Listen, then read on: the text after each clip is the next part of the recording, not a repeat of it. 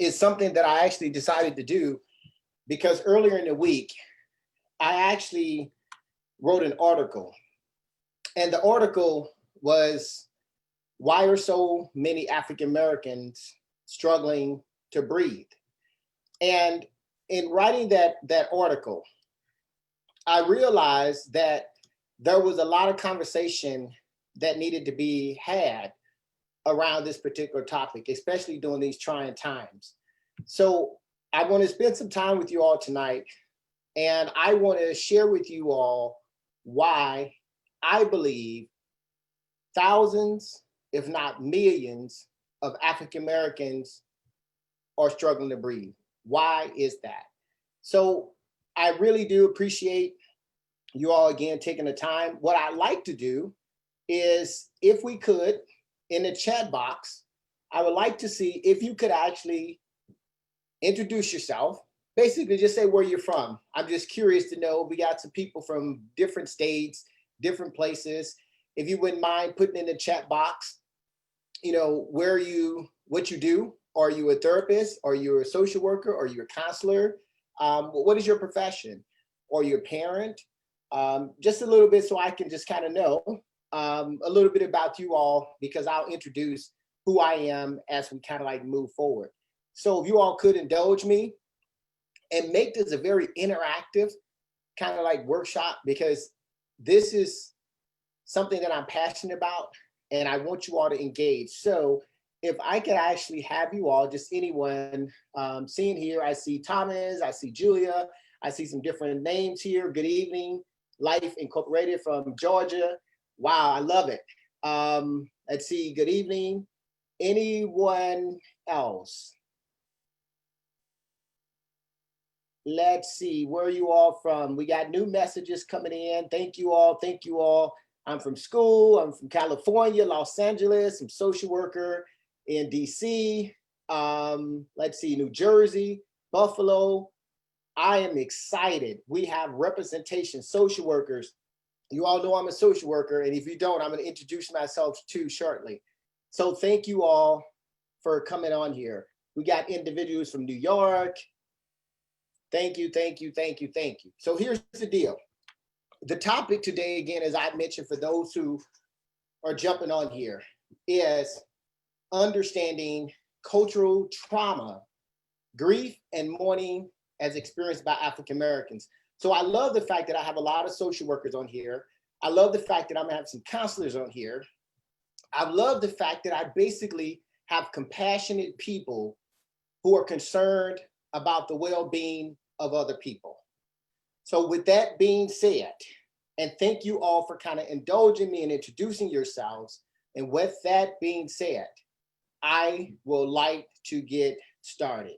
And I'll start off basically by letting you all know that the way that you can get the max benefit from tonight is to do a couple of things for me. One, tune out all distractions, because there's so many distractions in the world right now that this is your time, this is our time to tune out all of the noise, tune out the distractions, cut off the cell phones and just zone in and be in a place of mindfulness so that you can get the most out of tonight. Ask questions. I'm gonna be following the chat box. I'm gonna be checking in with you all. And then at the end, we're gonna open up for Q&A, and we're gonna open up the lines. We're gonna unmute you and you can ask me questions and we'll dialogue, because that's the best way to make this beneficial. The third thing that I would ask you all to do, since you took time out of your busy day, is to keep an open mind. Right now, the world is filled with tension and violence and disagreement. And the only way that we're going to make progress as professionals, as people, is to keep an open mind. I often remind people that a closed mind is like a closed bank account. Nothing can be deposited. So you came here tonight so you can have something deposited. And I may not tell you anything new that you probably didn't know as a therapist. But what I would encourage you to do is keep an open mind about thinking about things differently. The last thing that I would encourage you to do to get the max benefit out of tonight is to take action. What we do know is that nothing changes if we all sit still. And so this is how you can get the max benefit out of what we're going to talk about tonight. I'm excited. Now, because we're here, I have a disclaimer. And my disclaimer is this: none of the information that I'm presenting you today reflects the views of any organization, any institution. This is solely Dr. Buckingham's perspective about why so many African Americans are struggling to breathe. And with that, I am not here to serve in a psychotherapist capacity. If we have individuals on here who's looking for grief or counseling, this is a training. It's not a substitute for any professional counseling. It's not a substitute for any guidance or any of that kind of stuff. And unfortunately, we're going to be talking about some intense things, and you may have some emotions that surface. And I like to know that please seek help for any emotions that may surface. We will be showing, and I will be showing you some disturbing images, and we'll be discussing some emotional content. And I encourage you to please take care of yourself. If any of the things that I show you, any of the things that bother you, please speak to someone afterwards. I just want to put that out there so that we're very clear. I'm going to be showing you some disturbing images, and the content can be heavy. But guess what? Right now in America, things are heavy, and we have to talk about it. With that being said, you all introduced yourself. We got people from California, from Arizona, from Silver Springs, Maryland, from Phoenix. We got people from all over. Who am I? I am Dr. Dwayne Buckingham. I'm the president and CEO of Real Horizons Consulting Solutions. In my consulting business, I provide counseling, coaching, and consulting that involves training to organizations, government, non-for-profit, and Fortune 500s. I have a non-for-profit called the Empathy Resiliency Center, where I provide donated care to individuals, meaning they come in, they donate whatever they can afford, and they get services. I'm a veteran. I served in the United States Air Force for nearly a decade. I lived in Germany and Turkey and traveled all around the world and dealt with wounded warriors, helped them heal and cope. I'm a licensed clinical social worker like most of you. I've been in the field for over 20 years, and I provided therapy to over 30,000 individuals as I traveled around the world in the military and outside of the military. I've published 11 books. I produced 4 documentaries and all of that. But why I'm here today, truly why I'm here today, outside of those titles, I am a father, have a son and a daughter. I'm a husband, but more importantly, I am here because I am a Black man in America. And because I am a Black man in America, I feel I have an obligation to share with you all what's on my heart so that we can all begin to get a better understanding of each other. So that's who I am. You all introduce yourself. So I'm going to jump right into this presentation. What would you learn? Why did you come here? I am going to talk to you all about why African Americans are struggling to breathe. I'm going to talk about the American history. I'm going to talk about Black history in America. There's a difference. And hopefully, by the end of all of this, you would have gained a deeper understanding of African Americans' history of trauma through systematic racism. Hopefully, by the end of all this, you would be able to differentiate between grieving and mourning among African Americans. When all this is said and done, you should be able to talk about the 5 strategies that I'm going to share with you that can help African Americans cope with anger and prolonged stress. This is our roadmap, so let's get started.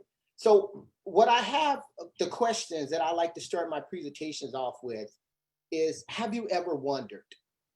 And the question is, if you can imagine closing your eyes, taking a deep breath, and have you ever wondered what it would be like to breathe freedom?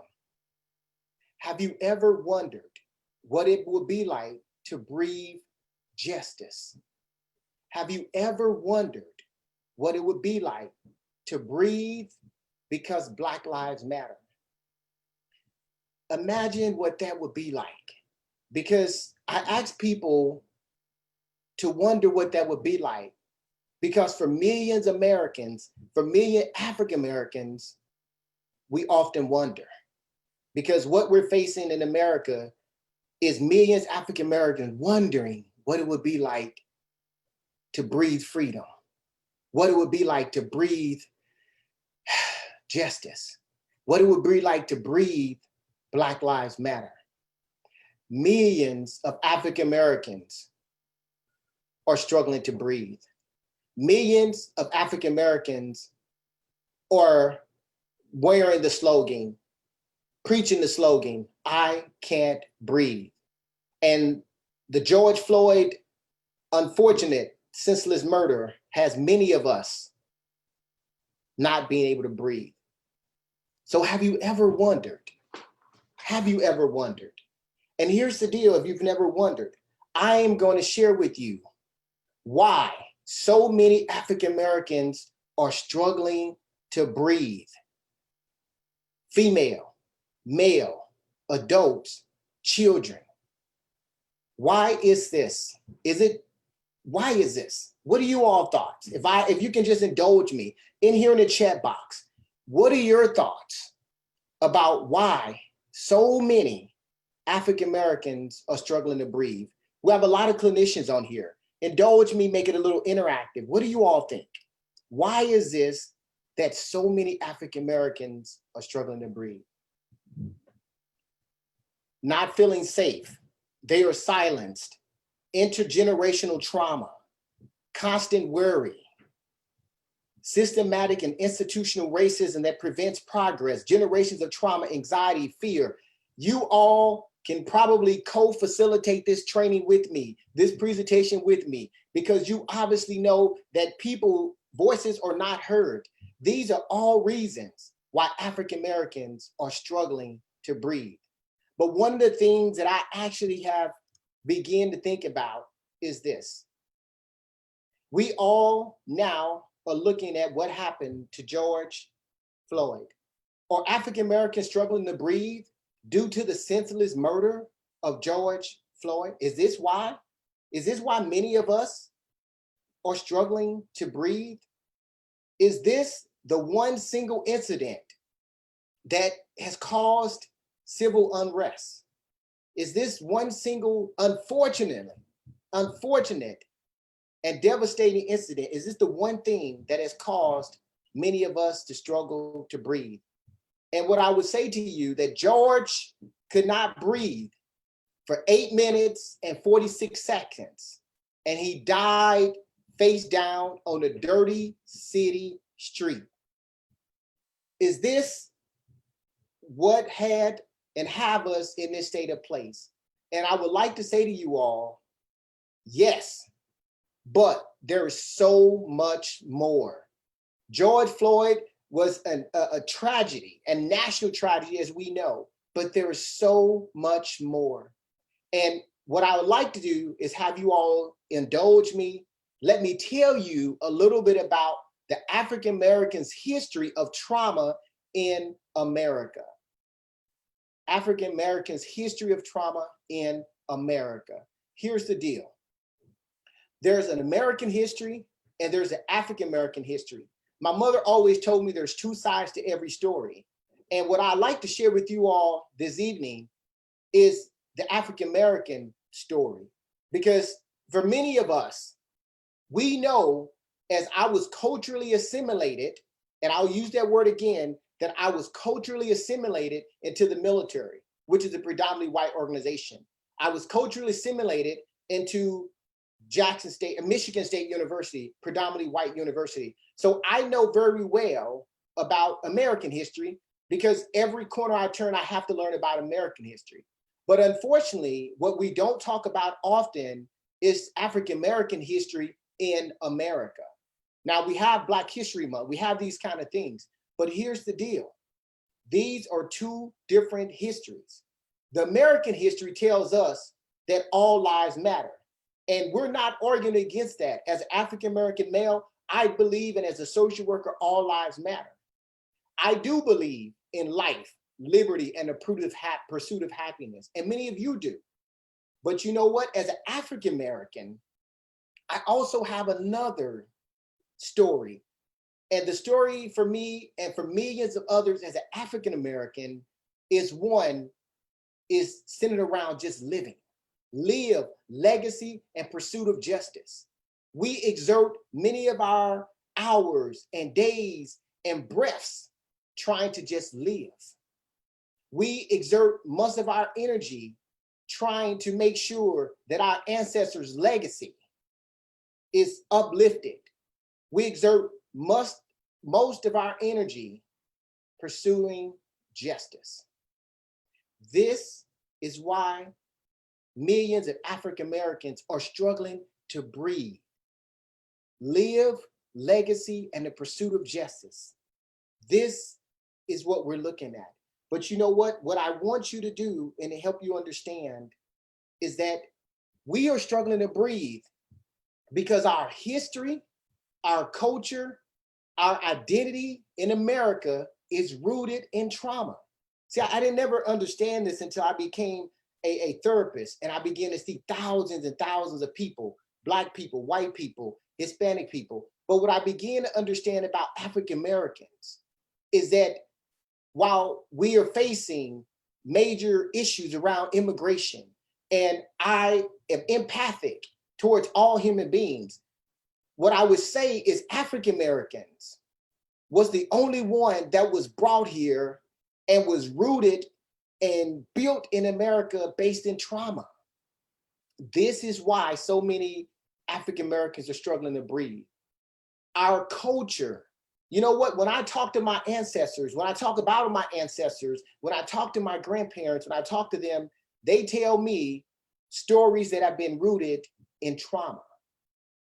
So how did I have a fair chance as a child is if my identity and who I am as a people has been rooted in trauma. What is trauma? If we understand what's happening today, we have to understand what happened yesterday. And what is trauma?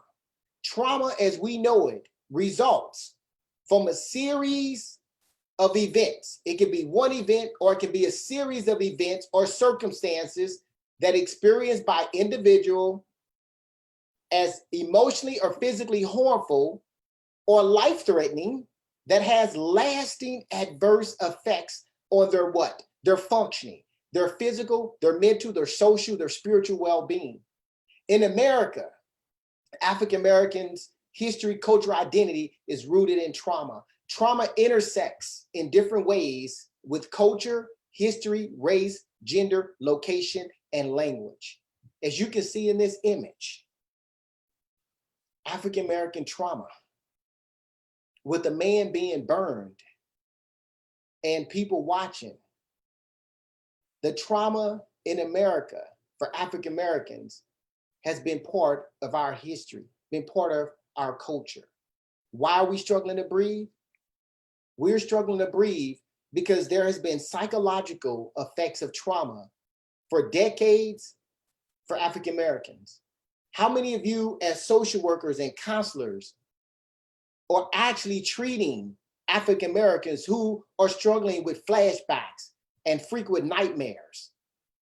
How many of you are treating clients who've always expecting for bad things to happen, that they find it very difficult to see the positive in anything because they've been exposed to so much trauma? How many of you are dealing with clients who have a hard time remembering certain aspects of their life because they try to suppress the things because it was too traumatizing? They feel emotionally numb. They can't concentrate. This is what happens to people when they can't breathe as a result of being exposed to trauma. What about you all dealing with clients who are excessive watchfulness and anxiety and anger? These are the effects of trauma. But you know, I really did not understand trauma until I began to examine my own life.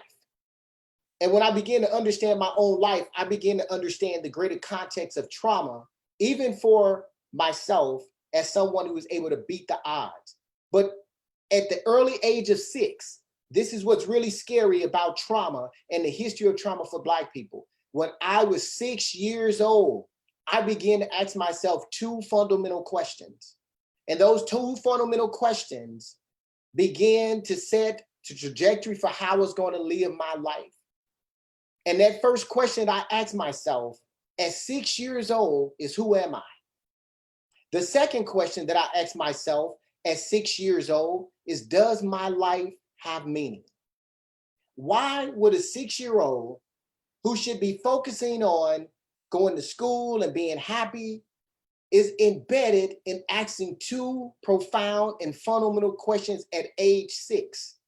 What you all see in this picture is the place in which I grew up. And my story is similar to most African Americans. When I say most African Americans, I talk to Black males in California, in Michigan, in different places. And unfortunately, guess what? Our stories are similar. We don't even know each other, but when I talk to even some of my clients, their stories reflect my story. A culture of trauma. I grew up and I was born into poverty. I was raised by my single mother in the ghetto. I was shot in the arm at age 8. I saw my first dead body at age 10. My mother passed from cancer when I was age 17. I was robbed at gunpoint at age 19. I attended my 17-year-old's funeral, my nephew's funeral, at age 21. And I attended one of my best friend's funeral at age 24 because he was robbed at a gas station and they killed him. But what you see in this picture is the environment in which I grew up in. We call this the cold water flats because we did not have hot water. We did not have heat. And when we wanted to keep ourselves warm in the wintertime, we had to go out and get woods. Now, mind you, this is in the 80s. This is row housing called the cold water flats. And through my trauma, what I actually learned how to do is I learned how to grieve by keeping it all in. How many of you deal with clients? How many of you have family members and friends who have experienced this kind of trauma and they grieve and keep it all in? This is especially true with disabilities who are also minorities. I appreciate that, Juliet. This is trauma, but what I learned is to keep it in. But not only did I learn to keep it in, I also learned that my hardship and my despair was rooted in cultural trauma. This is what I began to understand about cultural trauma, is I asked myself, why am I experiencing all of this misery? Like, why does my life have to be bad? And this is when I began to look to my left and I would see someone who has similar trauma. And I would look to my right and I would see someone who has similar trauma. And in social work, what we know that to be is environmental influences. So I walked out into the world and I learned about cultural trauma. And cultural trauma told me that I was part of a group of people who have been subjected to horrendous events that have left remarks, inevitable, removable, permanent marks on our consciousness and our memories that will last forever, and that it would change the future identity of most of us in ways that are irrevocable. This is what I learned about my culture, because what you see in these images is what we call 19th century lynching. But then what you see to your right in this image is what we call modern day lynching. This body of a young boy laying in the street after he was killed by a police with other people witnessing this. So we're not even talking about his parents and other people. We're talking about the people in this apartment complex that was looking at Michael Brown lying there, blood, as you can all see, in the street. This is cultural trauma. This happened in my hometown of St. Louis, Missouri, about 2 blocks away from where my sister lives to this day. Cultural trauma, modern day lynching. This is what I began to understand about my own life and the life of African Americans in America. And as I began to do more research about cultural trauma, I learned, like many of you, that cultural trauma has 4 factors that influence how it affects us. What are those 4 things? How, when, where, and how often. I'm going to repeat that. Cultural trauma affects us based on how it happens, when it happens, where it happens, and how often it happens. And for us, as you can see, in 1963, the 16th Street First Baptist Church, as we know, 4 young girls were killed during a bombing out of hatred. Then we fast forward. That was the how. So here's the deal with trauma. How? There was a bombing. When? During the time where we were trying to fight for equality. Where? In a church. And if you know anything about African American culture, you know that the church is a place for refuge. This is where we go to breathe and live and try to cope with life. Where? They attacked the church. But then when we think about how often, we fast forward from 1963 to 2015. Guess what happens? The Charleston church shootings. We have a young man who goes up into the church and kills 9 people again in the church. So when we're talking about trauma, trauma in and of itself is devastating. But when we think about the how, the when, the where, and the how often, it leaves irrevocable memories and marks that is stained in people.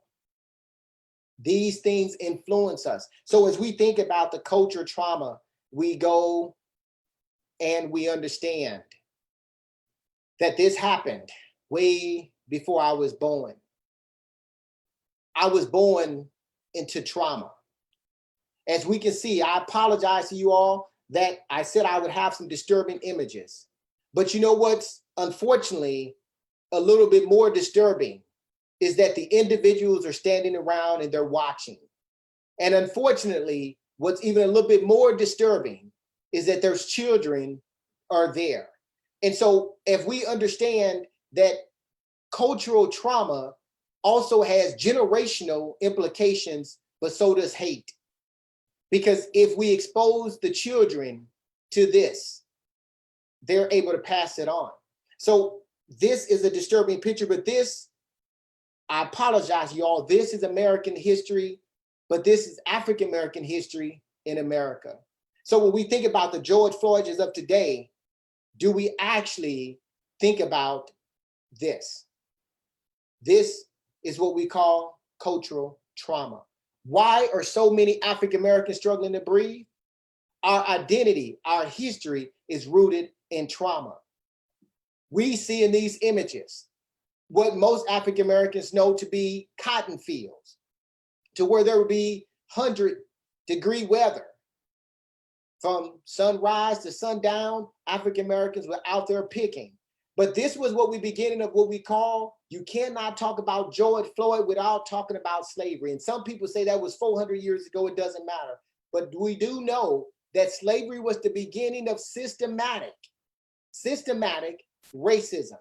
Slavery was the beginning where you would say that a group of people was subordinate to another group of people, and they were going to be made to do things by force. Slavery was the beginning of the systematic racism that we face today because it was oppression. Slavery set the foundation and the bedrock for George Floyd to be killed with the knee in his neck. Slavery set the foundation. So we cannot talk about anything today without understanding the root cause of what happened. So some of you may be familiar with this letter. Some people say it's not true. Some people say it is true. Some people say it has no relevance. And some people say it has a lot of relevance. But I decided to share with you all because when we talk about cultural trauma, you have to understand the making of a slave. Because the psychology behind who we are as Black people did not start and begin with me and with you. The psychology of who we are as African American and Black people began with how the making of what we consider the slave. Now, whether this letter was true or not, we won't debate whether or not the letter was true. But as I go through this, I want you to think about, as you know, your work with African Americans, in your work with yourself, ask yourself, is any of this true or have any validity to how you see African Americans? Basically, what Willie Lynch was, this was a British slave owner who basically was said to come to Virginia in 1712.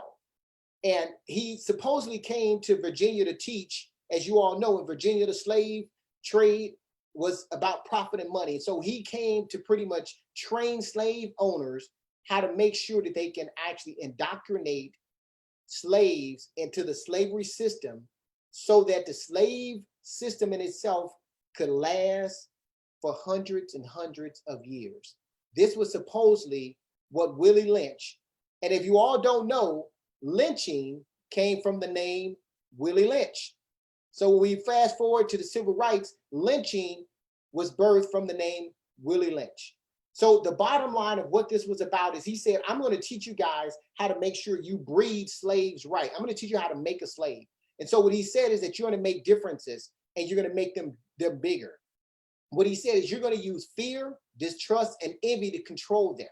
And one way that you actually use envy is that some of you all who are familiar with the African-American culture, they would say that they would actually take the field nigger and the house nigger, and they would make the field nigger be envious of the house nigger because they give it the house nigger more privilege and they get to stay in the house. And so they say use this as a tactic to make the field slaves, the field niggers, be angry with the house niggers. And then what will happen is that the house niggers will actually protect you from the field niggers. This is what they call use this as a technique to control and divide. They said take the young males and put them against the old and vice versa. They said go on and pitch color tones against each other. I don't know about any of you all, but if I can be really transparent with you, because today we came to learn, we came to talk about a real issue. When we talk about color in the African-American community and trauma, do you all understand that there was a point in time where African-Americans would go out of their way to look white, to be white, to perm our hair, to dye our hair? Because they said that if you were a light-skinned African-American, you were treated better. If you were dark-skinned, you were not treated as bad or as well, and you were not as attractive. So even in how we look at each other, we said if you were a dark-skinned slave, you were not attractive. But if you were a fair-skinned slave, you were attractive. They said use that against them. Use the male and the female against each other. Make this work so that they can actually go at each other and it'll sustain itself. They said basically make sure that all of your slaves trust and depend on white people. Make sure that they love and respect and trust only white people. Create ways in which they don't trust other blacks. This is some of the things that I see to this day. I don't know about you all, but I've actually seen this because I've lived it.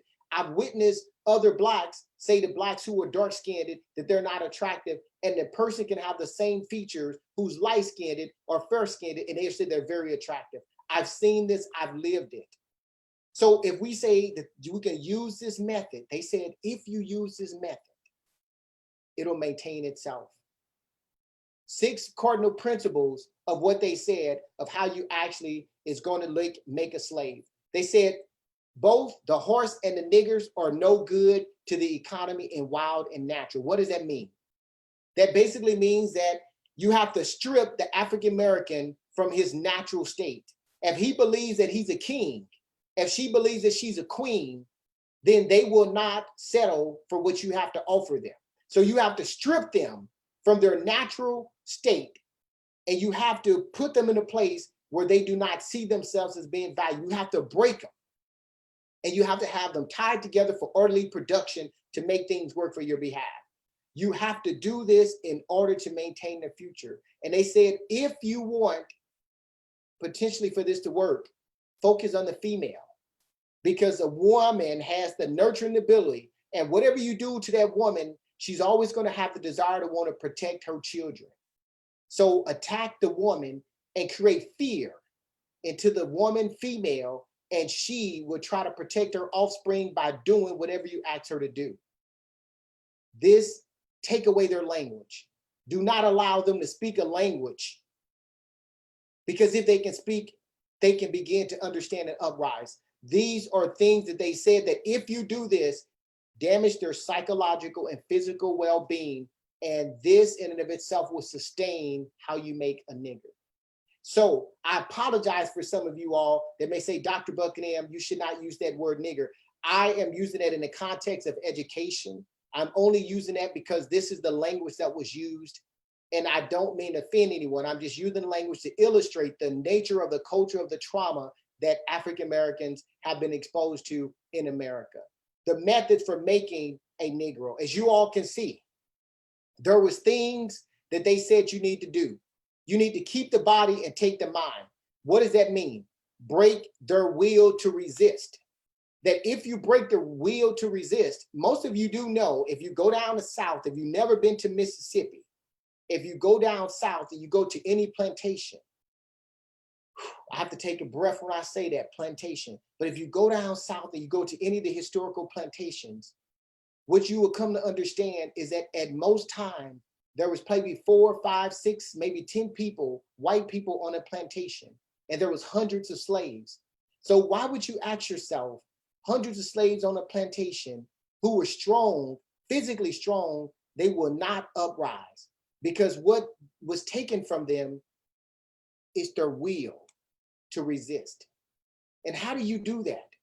How did they do this? They basically take and you keep your eyes on the female and you create fear in her. And you create fear in her so she can beg and plead with the spouse not to fight back and resist. And so what they said is, let's break the woman down first. And if you break her down, guess what she'll do? She'll break her offspring. But how do you actually break a strong Black woman down? How do you actually do that? The way that they said you want to break her down is that you actually take the biggest and the meanest Black male, and you take him and you strip him of his clothes in front of that Black woman, in front of her children, and you beat the fear of God in him. So what you all are seeing in this image was the ideal that most of the violence in America was triggered towards Black males, because they figure that if you actually physically dominate the Black male, you can control the mindset of the Black female. So what we're seeing today is that most violence, lynching, even in the 18 and 1900s, was towards Black males, because they figured that if you create the fear in the Black woman, she'll teach her kids not to rebel. So I just want to explain this to you all, because some of you all would say that George Floyd is why we're upset. Some of you all will believe that a lot of African Americans are struggling to breathe because George Floyd's and the many other Americans. But a lot of us struggling to breathe because we have a cultural heritage of trauma, that our Black women were broken down. Our Black men was broken down. And today our Black men are being killed. Our Black women are raising kids by themselves. These were the things that were happening. This is the complete picture. Run a series of tests on the Black woman. If you break her down, she will not resist. And then when it's all done, she will submit and she would train her offspring. In her natural state, the Black woman is strong. She's a queen. But when she's dependent and when she's afraid that the uncivilized male nigger can't protect her, she would turn her back on him. She would say, I'm independent, I am strong, because she has learned to understand that the Black male cannot protect her. Attack the Black woman and you can attack the African American race. This is the ideal of dependency. Beat the dependency in her to make her depend on the system, and it all comes together. Breaking of the Black woman. One of the things they said is that all you have to do is teach the Black woman how to actually destroy the male image. And you teach her how to destroy the male image, and she would develop this psychological state of independence. And how do they do that? They would put a male slave with a female slave, they would have children, and then they would take the children, and the male slave could do nothing about it. And they would send them to another plantation. So what it taught the Black woman was, he can't protect you. He's not strong enough. He can't be there for you. So all that they taught was that the Black male was going to be mentally weak, but physically strong. But we teach the Black female how to be mentally strong and independent, and she will train her offspring to do the same. So how many of you all think that any of this is true? If you look at 70% of Black kids are born out of wedlock, including me. How many of you look and see statistically that 50% of Black women are not married? My dissertation was on this entire topic. I've studied it, I've looked at the literature, I interviewed hundreds of people. There is some truth to this. So why am I spending time talking about this? Cultural trauma has been rooted in how Black males and females in America have experienced trauma. The ultimate goal was to make sure that they would not be willing to fight. And if you have people not willing to fight, you can do things to them. This is what they said, that if we destroy the Negro marriage, if we break them down, and if we actually have the female teach that her kids, teach her young girl to be independent, and teach her daughter not to depend on a man, not to need a man, not to want a man, guess what happens? You have strong Black women growing up, not needing a man, not wanting a man, focusing on their career and being focused. You have Black males who are typically okay with having babies and keep moving. If you all don't understand the psychology, but what behind the trauma that has happened in the African-American culture, I please encourage you to do some more reading and research. What they said is that when the offspring is ready, they will complete this cycle. The Black young male, the Black young female will complete this cycle. This is how you maintain culture trauma. Now, this is not all about this, but I'm just painting you all a picture. Stick with me. I'm painting you a picture to help you understand that these things had to be done to sustain what is happening now, to sustain what happened with George Floyd. So when we're talking about systematic racism, I'm just painting you all a picture. Bear with me, because we had to get to this place somehow in some way. We didn't just wake up struggling to breathe. If they said you want to sustain this ideal of inferiority, if you want to sustain the ideal of oppression, all we got to do is create different levels of labor among Black people. We have to break them down mentally. We have to put the Black male against the Black male against the Black female. And if we do this, you can sustain this system for years to come. This is what they said. The summary of cultural, and this is just slavery. So bear with me. We'll get to the end here. Break and tie them together for orderly production.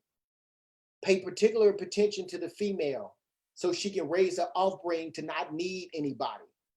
Switch the roles.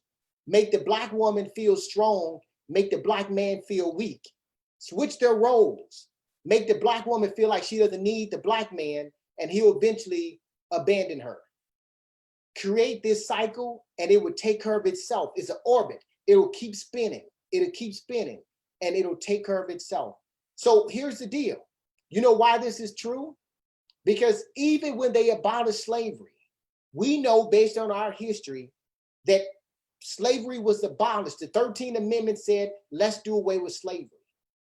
But you know, even with slavery ending, did the culture trauma end? It did not. Matter of fact, with the abolishment of slavery, what I say to people is life after slavery for African Americans was similar to undergoing major surgery without anesthesia. What does that mean? Like, you took people who were enslaved for for years, and you let them free, but you gave them nothing. It's like going and having a surgery, and then you get nothing after having the surgery. What they did with slavery was they planted a bad seed called oppression in the psyche of Black people, in the psyche, and they allowed it to blossom without any care, without any intervention, and they said, we've let them free. How? Because what they did after they abolished slavery, to make sure that we were culturally traumatized, they implemented Black laws, Black codes. Black codes were implemented in the 1860s. If you all know nothing about Black codes basically said that African Americans could not read, they could not congregate in certain places, they could not do certain things because we wanted to keep them oppressed. So guess what Black codes led to? Black codes led to what we know to be the Jim Crow era. Black codes laid the foundation for Black people to be treated unfairly. Between 1876 and 1965, racism was at its worst. The KKK was birthed. Segregation was peaking. Look at these images. Jim Crow laws was set in place. Dr. Buckingham, why are you sharing this? This is what we call systematic racism. How could we not say that the system did not contribute to today? How could we not say that? This was systematically done through the laws. They put in laws to enact separate but equal. They put in laws to say that the KKK could actually rise up and continuously lynch people without being prosecuted. How do you think white cops can kill Blacks today if we didn't set and plant the seed years ago? This is what led to it. When we think about cultural trauma, take a deep breath. I'm putting this on you guys, and I want you to understand it. I do apologize, but I believe many of you are social workers and counselors and people who are dealing with African Americans on a daily basis. Most of you are African American like I am. And here's the deal with trauma. Even I said to you how, when, where, and how often it affects the way we feel and experience trauma. Imagine having your 14-year-old son go visit relatives in Mississippi, and he's from Chicago, and he doesn't really know the racist ways of the South. And he goes to visit family in Mississippi.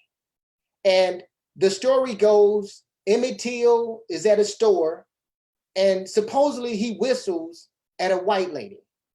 And she goes and tells her husband and another accomplice, they come to his house where he's at with his grandfather. They pull him out of his house. They take him, they beat him, they beat him, they beat him, and they take his body and they throw it in the Tallahatchie River. And they find him, 14-year-old, and they say, these guys were acquitted. They got off. And his mother says, you know, I want America to see what they did to my baby. So she decides, and we're talking trauma here, to have an open funeral, to have a casket open during the funeral, so that America can see what they did to her child. And my heart, like your heart, is bothered just by looking at the image. But she said that I want America to see what America has done to my baby. So this is cultural trauma, because what we know about trauma is that people have nightmares, people have flashbacks, people have memories they cannot erase. So how can we say that what we're experiencing today was not connected to what we've gone through yesterday? Because it didn't stop during the civil rights era, when we were trying to fight for just basic civil rights. Guess what was happening? More violence. Many of you may know about what they call Bloody Sunday in Selma, Alabama. Now, what we're seeing today is protests, and a lot of us are disturbed because a lot of violence and destruction in the Black community is happening, and in other communities is happening. But you know what? In 1965, there was no violent protest. All there was locked elbows and spiritual singing. And even doing that with nonviolence protests, guess what happened? When they got to the end of the bridge, they were met by state troopers and policemen who beat them, put dogs on them, put water hoses on them, just to protest for equal rights. How could we not remember this? Bloody Sunday. There was no violent protest. So we can't say that it's always been the violent protesting. Look at what peaceful protesting got some of our ancestors. I'm not saying that violence is the answer. I'm not advocating it. I'm just saying that there's a place and time where that was the case. But even with that, we took during a marvelous time in our culture to try to fight for civil rights. And then they said, you know what we're going to do? We're going to traumatize you more. we're going to take your leader. So Dr. King, civil rights leader, gunned down after giving his famous sermon, The Mountaintop, 1968. During the time where we're trying to just fight to be treated equal, they said we're going to take him because he's too powerful. He's protesting in a way that is positive and powerful. And we're going to take him because he's making too much momentum with this thing called I Have a Dream. So this is where we begin to understand what it means to have protests, because there was riots in 110 cities across the US after this was done. Black businesses were destroyed. Black people were getting tired. You take the leader. This is cultural trauma at its finest. So let me help you all understand how we got to where we're at today. All the things that I just shared with you about people who have been traumatized has led to, fast forward in 1991, Rodney King gets beat. And they say he got beat that bad because he was on drugs. But anyone who saw the video could see that even if a person was on drugs, he was not in a position to fight anymore. But they beat and they beat and they beat. And then we go on through our history with the culture of trauma. Sean Bell, 2006. Eric Garner, 2014.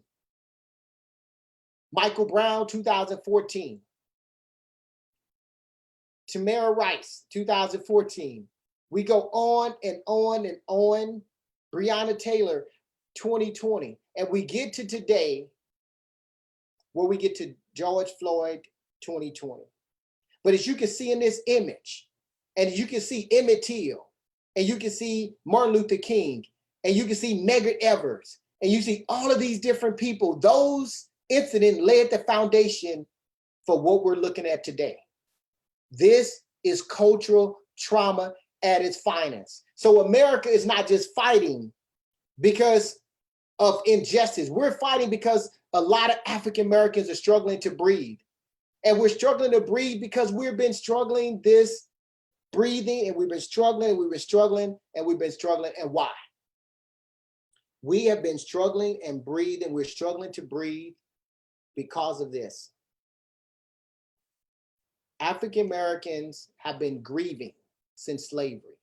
So for all of my mental health professionals who are on here, for those who do grief work, if you understand the significance of grief, African Americans have been grieving since slavery.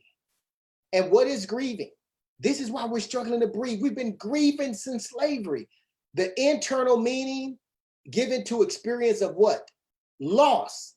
Why did I say we've been grieving since slavery? Because our freedom was taken. And grief is the experience of loss. As you can see in this image, to be bundled up like an animal.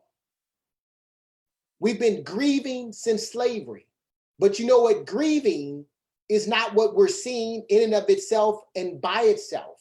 African Americans have been mourning since Jim Crow era. African Americans have been mourning since civil rights era. African Americans have been mourning in the early and late 90s, and African Americans are mourning now. What is mourning? Mourning is the outward expression of grief. So if a people grieve long enough, at some point, it's going to have to come out. So mourning is the public face of grief. And so African Americans are struggling to breathe. They say, I can't breathe, and I want America to know that I can't breathe. This is mourning. We're mourning. That's what you're seeing in the protest, is we've been grieving for so long, we have to get it out somehow. Because if we keep it in and you hold your breath long enough, you will pass out. So when we say we want to breathe, we protest. We have to breathe, we protest, because we can't keep the grief in or we will pass out. What are some of the symptoms of grief? If we understand what grief is, we have a lot of different symptoms. This image here is the image of Michael Brown's parents. And just look at her face. We know that with grief, there comes shock, confusion. But I think when you look at her face, what you see is somewhat of denial. Like, I can't believe this, that my child is gone. And then when you look at her face, you cannot help but think that she's angry. And if she doesn't get the treatment that you and I can provide as mental health professionals, guess what she might eventually experience? Depression. And guess what she may not get is help. So grieving has all of these things that African Americans get balled up. It's internal, it's inside of us, and we grieve. And then after we grieve, we basically get angry. We begin to ask the why questions. We become frustrated because we have a sense of helplessness and hopelessness. And so some people say, why are African Americans always edgy? Why are all Americans aggressive? Why are African Americans this way and that way? Because if you've been grieving for decades, at some point you have to mourn. And this anger thing that people are seeing in the media, that they're under, why are they tearing up the neighborhoods? Why are they being destructive? The why questions, because African Americans is asking the same questions. Why? I asked the question at age 6. Who am I? Does my life have meaning? We have some why questions that America has not been able to answer. This are the stages of grief: denial, bargaining, anger, depression, acceptance. And we know that there's other ones. They say stages of grief, there's 7 now. But these are the primary ones that we understand that Black people go through. But as I said, as you grieve and you grieve and you grieve, at some point, what's kept on the inside has to come out. And that's called mourning. And what happens with mourning? Mourning becomes persistent anger, hostility. When people mourn, particularly African Americans, there's paranoia reactions that people are out to get us. But if you look at our history, it says that we're not the most favorable of like people when it comes to an ethnic group. So is our suspicion, is our paranoia when the police pulls up behind me, is it unfounded? Or is there something to it based on the fact that most of my ancestors have been murdered? And my paranoia is just because I'm just nervous all the time, or is there something to it? This is mourning. And what happens with mourning, at some point for African Americans, we begin to have medical problems. We begin to have organic diseases. We begin to be hyperactive and hypersensitive to things. And ultimately, what you all are seeing in the streets across the nation right now is called protest, because African Americans have to let it out, because we have to breathe. We have to breathe. So what has happened when people experience prolonged grieving and mourning? When people experience prolonged grieving and mourning, their coping systems and resources are overwhelmed. They're overwhelmed. They don't know what to do. They don't know how to react. They're overwhelmed. Their minds is locked. Their hearts is locked. Their souls is locked. And guess what it does? It causes physical and emotional and spiritual and psychological harm. And guess what people do when they don't have an outlet? I am not saying that it's right, but guess what people do when they don't have an outlet? They are likely to become destructive, and they damage communities, and they create a crisis, and it may even, unfortunately, cause the loss of life. But when people grieve and prolong times, there's going to be some consequences. What I say to people, my 2 quotes I say to people is, behind every behavior, there is an emotion. So when you see an angry Black man, when you see an angry Black woman, pause and ask yourself, what are they feeling? If people cannot let go, they can't move on. How do you expect for African Americans to be productive and move on society when society continuously kills our kids? How do you expect for African Americans to move on when society puts their neck, put their knee in our throat? People have to be able to let go. So I'm just curious, what are you all thinking about this? Does this make sense to you? I see here Julie said, thank you. I can't thank you enough. I thank you for tuning in and listening and being here.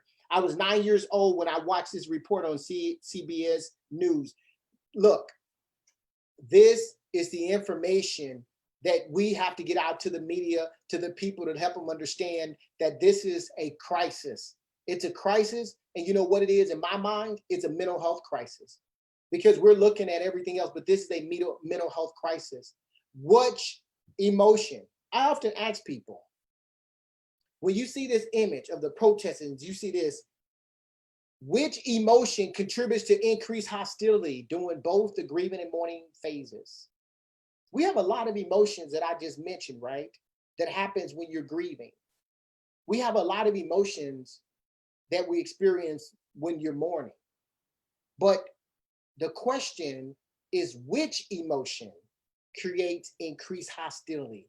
Which emotion makes us want to rise up and strike someone when you're tired of grieving, when you're tired of mourning? And that emotion is called anger. When we go through the grieving process, when we go through the mourning process, there's one emotion that for a lot of African Americans, it eats at our soul, and it's called anger, because we don't understand the why. And behind anger is typically fear or sadness. So when people are afraid, we know they have two options: fight or flight. When people are sad, they mourn and they get down and low. So what are we seeing? We're seeing people who are angry because they're fearful that their child is going to be the next one to be lynched. They're sad because justice is not on our side. So when you're fearful and you're sad, guess what's going to come? Anger. Am I saying that it's right? But this is how America has experienced African Americans. What happens to the brain when anger is present? See, most mental health people, we talk about cognitive behavior therapy and we talk about the different interventions, but often what we don't talk about is the brain. And what we do know about trauma, trauma actually affects the brain. It affects the development of the brain. I do a whole training on that in and of itself. Because when we talk about trauma, trauma is not isolated in the person's psychological. It has, the brain has components to how we experience anger. So what does happen in the brain when there's anger present? What I tell people is that, why do you see people protest? And some people say that don't make sense. Like, why are they destroying the communities? Why are they breaking and looting and robbing? And it's not even about protest. They're just being thugs. Like, that makes no sense. But guess what?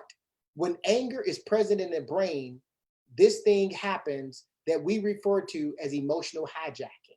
How many of you all are familiar with this term, emotional hijacking? So the way that the brain works is that we have the higher cortex and we have the amygdala. So the amygdala part of the brain is where emotions, that's our emotional part of the brain. And the higher cortex is where our brain makes decisions. It's the rational, logical part of our brain. So what happens is that when anger is intensified, we become emotionally hijacked. What does that mean? That means the amygdala part of our brain, the emotional part of our brain, is hijacked, and it disables the higher cortex part of our brain, which makes rational and logical decisions. So this is why people say, why do smart people do stupid things? Because the emotion can disable the rational part of our brain. So this is what happens when people are filled with anger. It's not that the people, please do not refer to looters as being stupid and ignorant or uneducated. It's not about their intellect, it's about their EQ.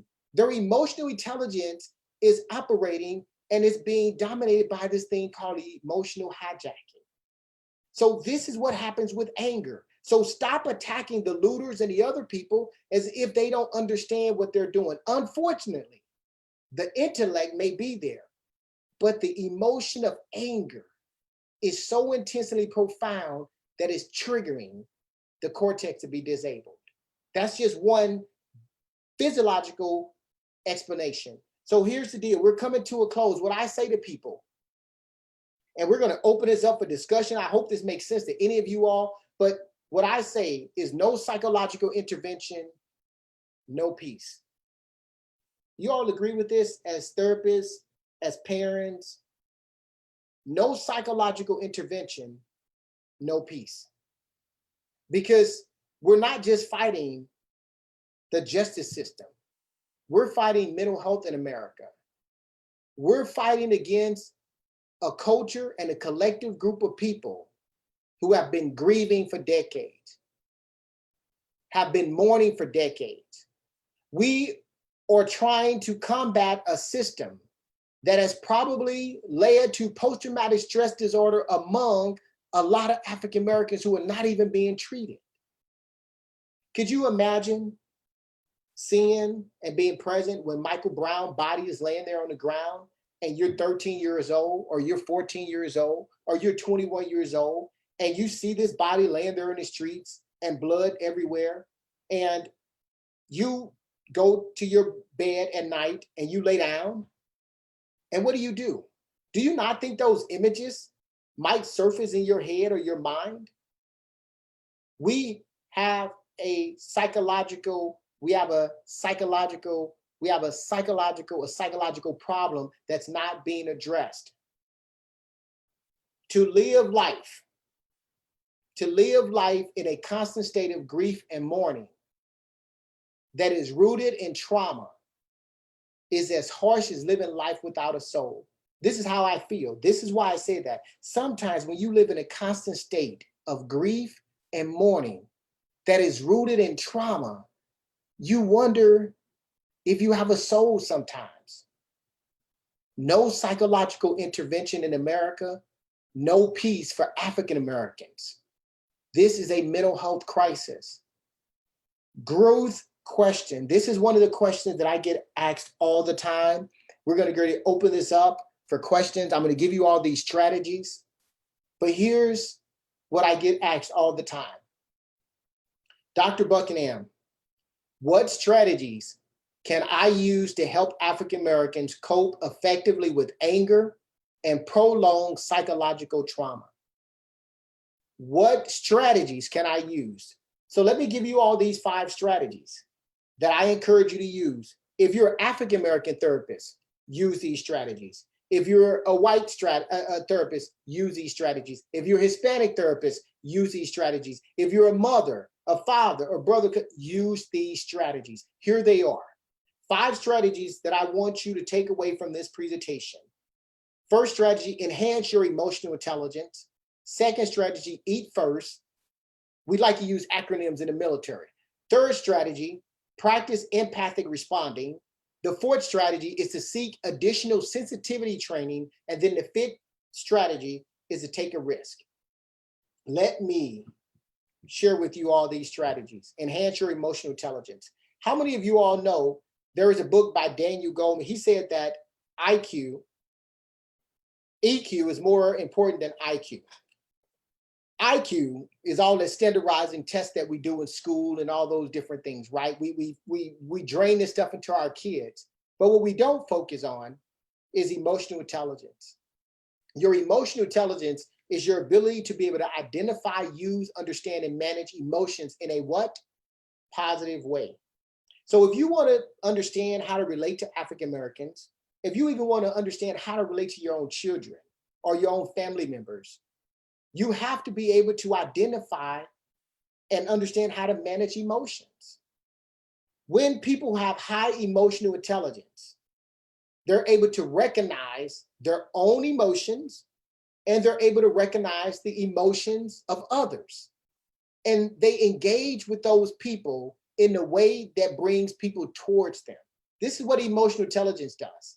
So as therapists, if you're a social worker, a psychologist, or a counselor, if you've not been trained in emotional intelligence, send me an email, because emotional intelligence allows you to be able to build healthier relationships with people from different walks of life.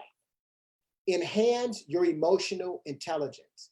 So this is what emotional intelligence looks like. When I teach this, emotional intelligence has 4 domains, but it's broken down into 2 components. Why is this important in dealing with African Americans? Why is this important in dealing with anybody when they're grieving or mourning? Your personal competency is broken down into self-awareness and self-management. You cannot help someone manage anger if you're not aware of your own anger. You cannot help someone manage anger if you cannot manage your own anger. So you have to develop your own personal competency. And what do I see is self-awareness. What I do is self-management. You have to develop your own personal competency before you can actually help African Americans. So if you have not done your own work and understand where you're at, it's hard to help someone else. Social competency has to do with what I see, meaning how socially aware. Are you able to see African American and understand that he comes from a systematic, oppressed place of slavery and civil rights issues? Are you aware of that socially? And then can you manage relationships? And a big component of managing relationships with people is empathy. You have to be able to display a certain amount of empathy. So when you are emotionally intelligent, what I see, what I do, I'm self-aware, I self-manage, I'm socially aware, and I know how to manage my relationships. So if you want to help African Americans, enhance your emotional intelligence. Number two, if you want to help African Americans, you know, you all have heard this thing when you get on the airplane, and when you get on the airplane, they tell you to do what?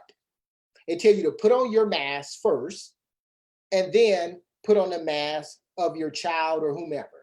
And some people say, why? I love my child, so I want to make sure that my child is safe before me. But obviously we know that if something happens to you, your child won't be safe. So they tell you to put on your mask first. This is the same thing. What I'm going to tell you to do is you have to eat first. What does this mean? Examine yourself and make sure that you understand what you're feeling and you're thinking. When you work with African Americans, if you have racial biases, if you have values that don't align because you were raised in a certain household and you were taught to think a certain way, you have to first examine yourself. What are you feeling? What are you feeling right now when you see the television and you see the post on Facebooks and you see the post on LinkedIn and you're being flooded and accommodated by everything African American at this point? What are you feeling? Are you feeling frustrated? Are you feeling neglected? Are you feeling passion? Are you feeling empathy? Examine yourself. Self-awareness is the first thing that you need to do to be able to help other individuals work through their problems. You have to basically be aware of your own weaknesses. You have to be aware of your own strengths. You have to be aware of your values, your beliefs, and you have to understand and recognize how you're using how you feel to make decisions. The second thing you got to do is you got to alter negative emotions. One thing that I tell people when you're angry and when you're dealing with people who are angry, you have to ask yourself, what good comes from being negative? We all know negativity begets negativity. If someone is negative and you meet them with that, it's the same energy. So you have to ask yourself, can you regulate your own emotions even when faced with someone who's hostile? Can you actually regulate your own emotions when your Black client says to you, hey, I don't trust you? Do you get defensive? Are you offended? Or are you able to regulate your emotions and understand and try to understand where it's coming from? The E, eat. The A, you have to alter your negative emotions. The T is think. Here's what the deal is. Think about the golden rule. The problem with the golden rule is that when you think about the golden rule, you say, I treat people how I want to be treated. But that's bad. In some extent, it's limited. Because if you treat people how you want to be treated, we're all different and unique. So I encourage people to think about the golden rule, but apply the platinum rule. And the platinum rule, which says, how would I like to be treated, is the actual golden rule. But the platinum rule is, what does the person need? Because it's not about you. If you truly want to help people in distress, if you truly want to help people who are grieving, If you truly want to help people who are mourning, what does the person need? The platinum rule. And the question is, how does the person prefer to be treated? It's not how you want to be treated. How does the person prefer to be treated? In social work, we call this what? Starting where the person is at and being client-centered. So you have to think. So I tell you to eat first. That's your second strategy, because that's about social awareness. Strategy number 2 is eat first. Examine yourself, alter your negative emotions, think about what people and how they prefer to be treated, not how you want to treat them. Strategy number 3, practice empathic responding. Practicing empathic responding, what does that actually mean? What that means is this. Empathy is putting ourselves in other people's shoes. I created this framework, I created this model, because when you do empathic responding, you actually are saying to the person, I understand and can relate to your distress. I understand and I can relate to your distress. This is how it works. I want you all to try this. There's 5 steps to empathic responding. So if you're a therapist, if you're a mom, if you're whatever you are, try these steps. Step number 1, seek to understand their emotional distress. One of the things I think that is happening in the media is people are talking about how people should feel. No one can determine and tell another human being how they should feel. Your job, my job, is to seek to understand their emotional distress. We do not give them instructions, we just listen. We say that God gave us 2 ears and 1 mouth. The first step to empathic responding is actually listening. Seek to understand emotional distress. Yes, you can get a copy of these slides. Think about the platinum rule. What is the platinum rule? It prompts you to think about the employees. I put employees' needs up in here, whether you're in the workplace or anywhere else. It prompts you to think about their needs. So here's the deal. Platinum rule, what do they need? That's step number 2. Step number 3 is engage in 2-way dialogue. People open up when you talk with them. People shut down when you talk at them. You all get that? 2-way dialogue is critical because it actually opens up for people to ask questions. Step number 4. What is this? Paraphrase. Repeat what you heard for clarification. So if you're dealing with an African-American person or someone who you don't quite understand some of their language or where they're coming from, or they're too angry or they're not making sense, guess what you should do? Paraphrase. You paraphrase to make sure that you understand and you're not making inferences about what they're saying without completely understanding. Step number 5 is provide validation. Am I going to say to one of my clients, your angry behavior is appropriate? I'm going to say your angry behavior, the behavior may be inappropriate. How you feel may be appropriate for what you've gone through. You got to validate people. Validation allows you to connect with them. It allows you to lift them up. So what I say to people is take a step in the right direction and show compassion. So when you use this model, my empathic responding model, the purpose is to step towards your client who's angry, step towards your client who's mourning, and that's a step in the right direction and show them compassion. This is what it looks like. Tell them, when you say you seek to understanding, please tell me a little bit more about your situation. When you think, what does they need?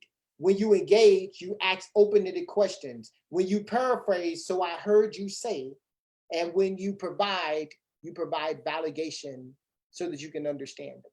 This is the model that I teach everyone to use to be able to connect with people who's dealing with any kind of emotion. Strategy number 4, seek additional sensitivity training. What is this training and what does it look like? Sensitivity training, I actually created an academy called the Business Academy for Social Workers and Counselors.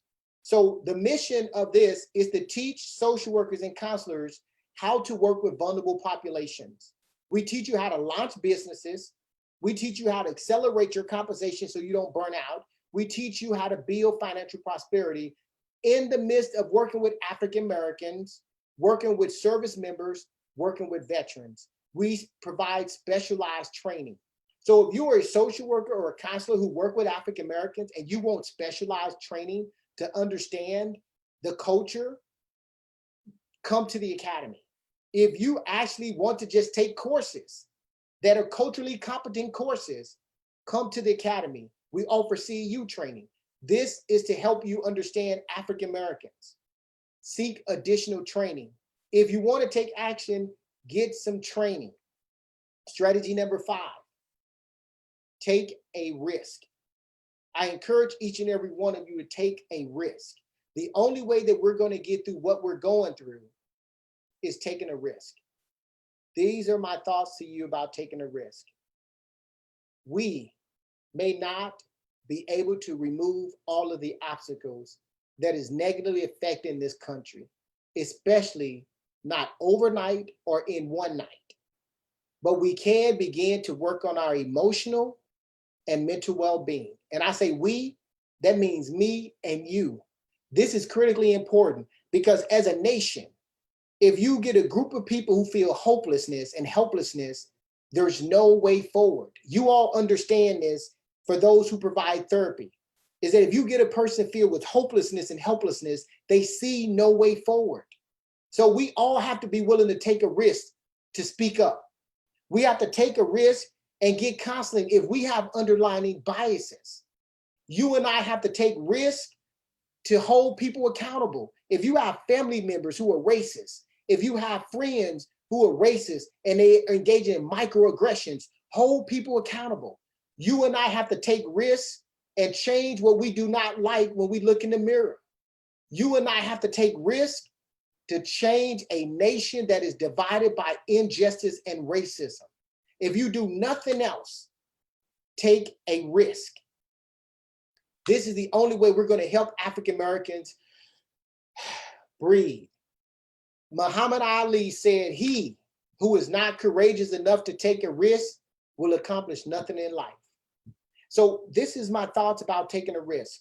Take the risk. Now, if you want some competently co-trained resources, this is where you can go. I've written books to help you understand African Americans, culture, thinking, mindset, A Black Woman's Worth, My Queen and Backbone.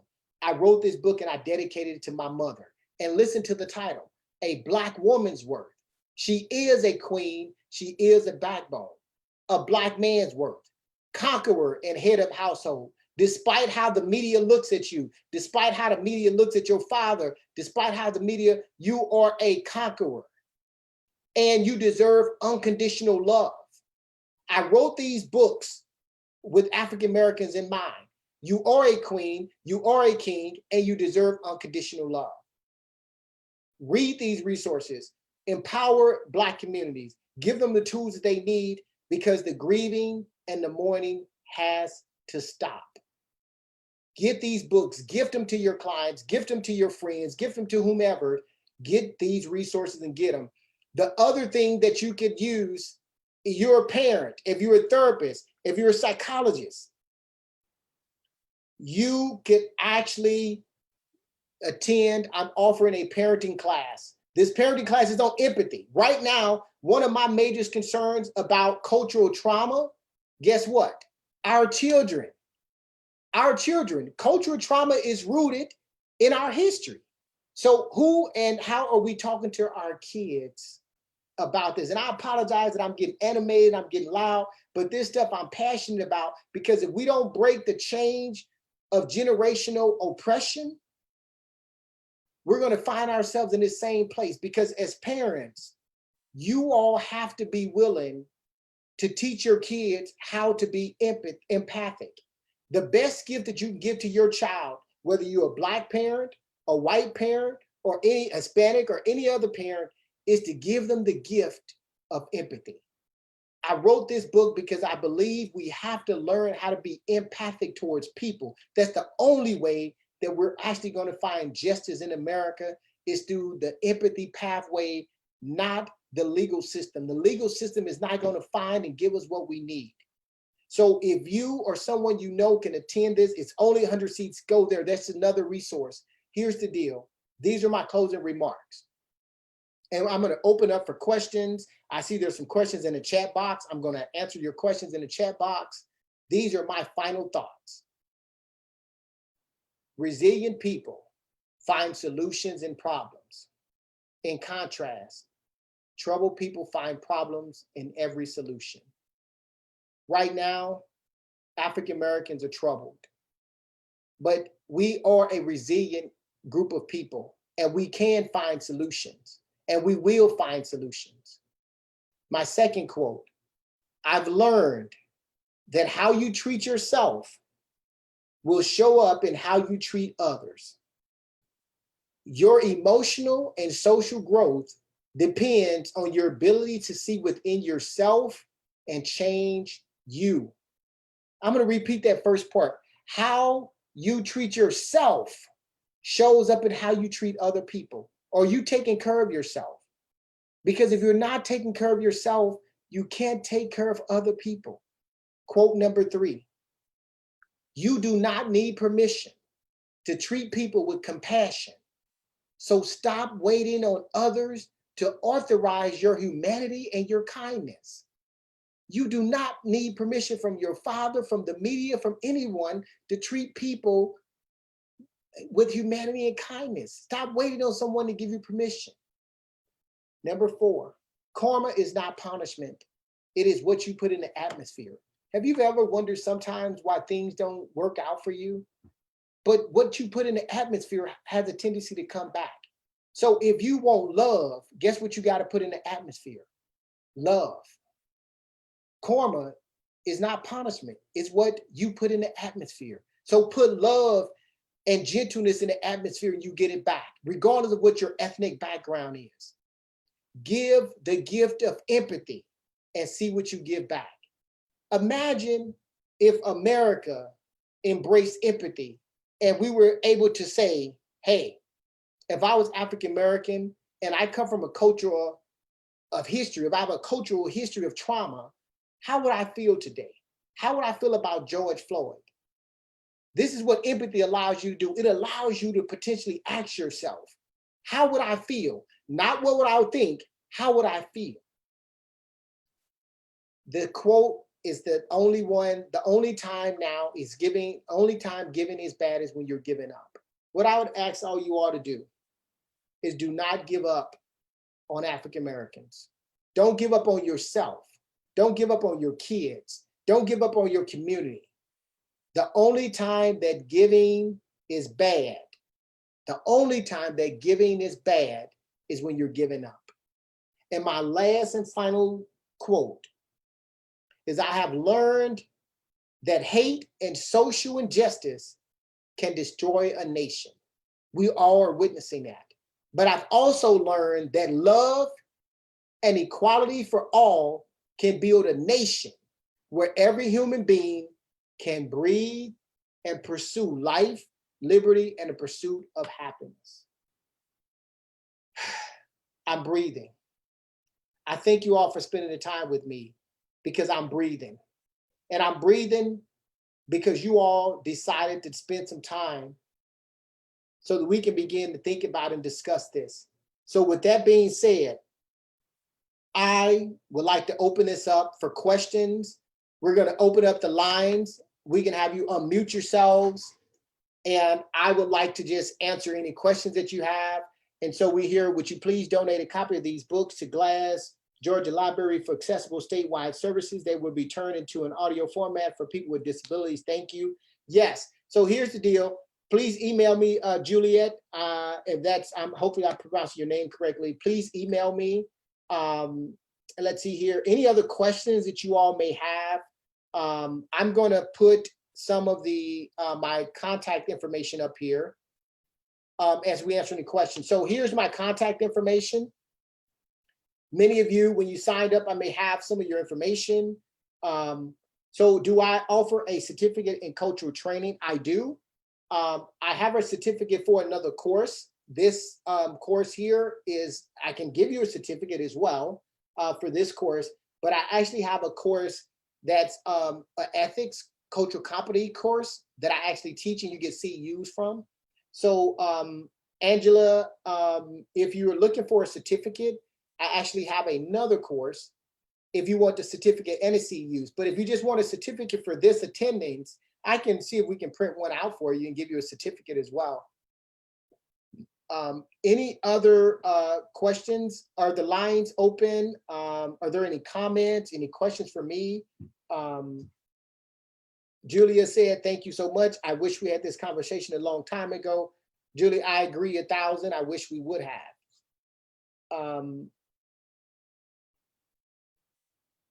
Let's see here. Any other questions? Let me see. Open up in the Q&A.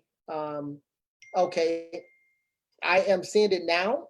Let's see here. Questions in the Q&A section. What prevents school systems from teaching true Black history? I like that question. What are they scared of? Honesty when children are young can help change hearts and minds. So I like that question. What prevents school systems from teaching true Black history?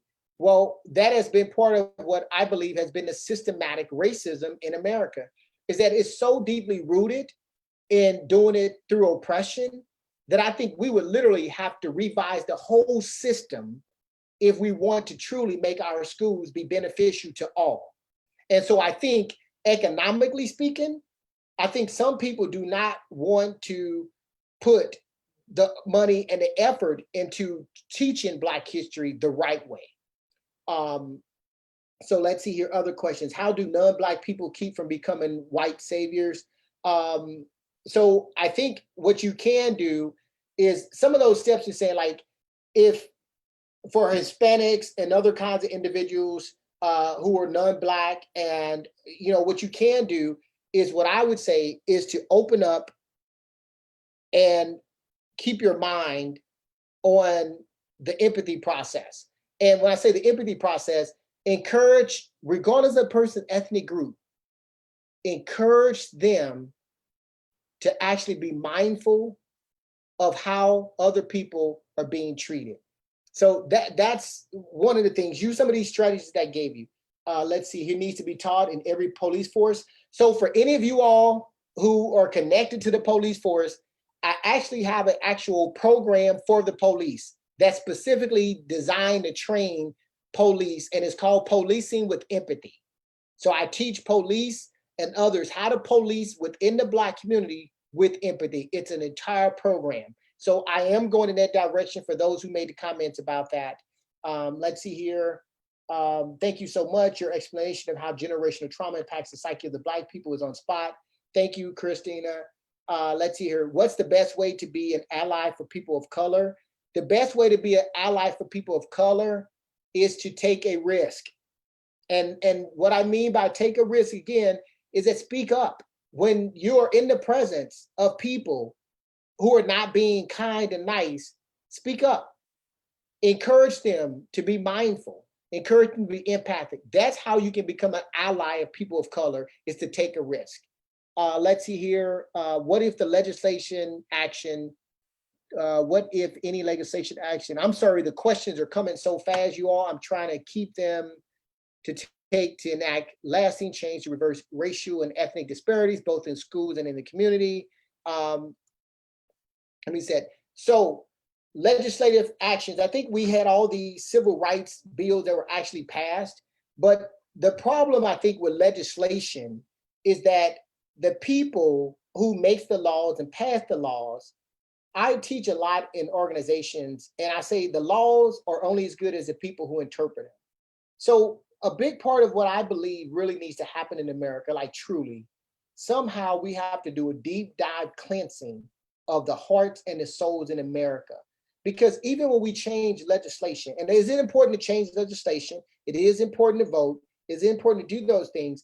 But what I truly believe is that the people, we can see we have laws now, but people interpret laws and certain people are able to get off. So I just believe that we have to do more with this kind of training. We have to get some curriculum. We have to embed this into the society in some kind of way. So how do you have sessions for adolescents? I do. I do have sessions for adolescents. I do a teen course. I do a teen and parent course so that they can work together to learn how to deal with the trauma that's going on in society. So the answer to that is yes. Let's see here. Anonymous attendee, what is your advice to a white person studying to become a school mental health counselor seeking to gain more cultural competency and become an ally while living in a predominantly white community? So what is my advice to a white person studying to become a school counselor? What I would encourage you to do is get as much training as possible. Surround yourself, if possible, in the school setting. Network with African Americans. One of the things I believe is exposure to culture helps people develop a certain amount of sensitivity to that culture. So as you're going through school and you're studying, if you want to be an ally and you're a predominantly white community, I would tell you to come up out of that community and eventually venture off into African American communities so that you can become more culturally sensitive to what it means to work with that population. Let's see here. Catherine, you say, do you have any advice for working with white clients who are still not talking about these issues, even in the current events? I love that question. So how do we work with white members, family members, friends, colleagues who don't want to talk about these issues despite everything that's going on? You have to meet people where they're at. And so unfortunately, even for those who are not willing to talk about this despite what's going on, what that means is they're not ready. And if you meet them and you push them, they're just going to retrieve and they'll go further back. But what I will say to you is to ask them why they're not ready, but not from an accusatory standpoint, but try to understand why they're feeling the way they're feeling. What I also know, I do therapy and consultation and coaching with a lot of white therapists now. And what I've heard some therapists say to me is they feel that they don't want to talk about this, they don't really want to deal with it because they feel attacked. Like we talk about somehow, some of the white therapists that I've talked to, they felt like when we talk about African American culture, is that we're demeaning the white culture. And so some of them say, I don't want to talk about it. And so my recommendation to you for those who don't want to talk about it is to be gentle and to just hear them out as well. Because the only way that you win people over is by hearing and trying to understand their heart. Now, validation doesn't mean agreeing with their heart. It means validating their heart. So if you're dealing with white clients or white people who don't want to talk about it, you can still validate them as well. And maybe they may come around. So let's see here. Any other questions? I mean, I apologize if I didn't get to too many of them, but if the mics are open or you unmute yourself, please do. Most of you all are on my email list. So if you don't mind, I will send additional information. I would follow up with you. I'll send you some information about the courses that I have, trainings that I have. So most of you all are actually on my list. Let's see here. Do you feel that systematic racism in the healthcare system further? Oh, wow. Jessica, yes. Do you feel that systematic racism in the healthcare system further complicates the grief Black people experience when losing a loved one? The answer to that is yes, because the systematic racism in the healthcare system, I don't think is any different than any other settings that I've been in. And I think it does further traumatize Black people. Do you have any suggestions for addressing the collective grief and mourning due to cultural trauma in addition to the specific griefs related to person who has died? Jessica, I do. If you email me, I actually have a whole course that I teach on grieving, and it's called A Time to Heal. And that's where I teach about helping individuals deal with collective grief as well as deal with their specific issues. And so the answer to that is like, yes, I do. I have some information that I can share with you. Let's see here. You guys, hopefully you can still see my screen. My contact information in terms of my website is here. The email is here. So please, reach out to me. If you all can still see the screen, let's see here. Some of these questions you all are asking about training. I'm getting a lot of questions about training. So what I'm going to do really quick, for those of you who are still on, I'm just going to put the information. So no, I'm not going to go back. So for those who are interested in training, I'm having a lot of questions about training. Basically, would you please just go to my website, or I'll send you an email, the Business Academy for Social Workers, which is baswc.academy, is where I offer training. I offer courses. A lot of these questions that you all are asking about training, they can be found on baswc.academy. The Business Academy for Social Workers and Counselors. We offer a wealth of courses and trainings with certificates, and you can take the courses. So please, it's been put in the chat box, baswc.academy. Go there, enroll into the academy, and you can get up to 21 continuing education credits. You can get certificates and everything around culturally competent training as well as grief work. So please go to baswc.academy, and we're going to be launching on June 24th. And all of the questions you guys are asking about training for adolescents, training for grief, training for trauma, we are going to be offering courses throughout the year. Any other questions? Let's see here that I can answer for you all. Answered. Let's see here. Any other questions? If not, I truly, truly appreciate you all for hanging out with me. Please spread the word. I am going to be offering these trainings on a consistent basis. We'll even have the playback. So I do have the playback, and it's a recording. So I'll try to send you all the link so that you can have the playback and you can listen to it over again. I'll do that for you all. Some asked about the slides. The playback is even better. So I'll try to see if I can get you the link to the playback, and you can listen to it and you can have it for yourself. Let's see here. I believe in the platinum rule. I work hard to live by that. It's a hard thing to do, particularly when grieved. It takes endurance. How do you get that message effectively out to the masses? Nate, I like your question. You try to live by the platinum rule, and it does take a lot of energy. It takes a lot of endurance. And how do we get it out to the masses? This is what I'll say to the masses, to the people, is first, continue to model it. Like you said, model the behavior, because the best way people learn is by observation. Getting out to the masses. For me personally, I will work with you, but I do a lot through social media, through these platforms, because just as much as the negative stuff can be spread, we can spread a lot of positive through platinum rule and other things through social media. We can spread a lot through training. I do a lot of training. I put it in books. So there's multiple ways you can spread it out to the masses, because you can't be everywhere.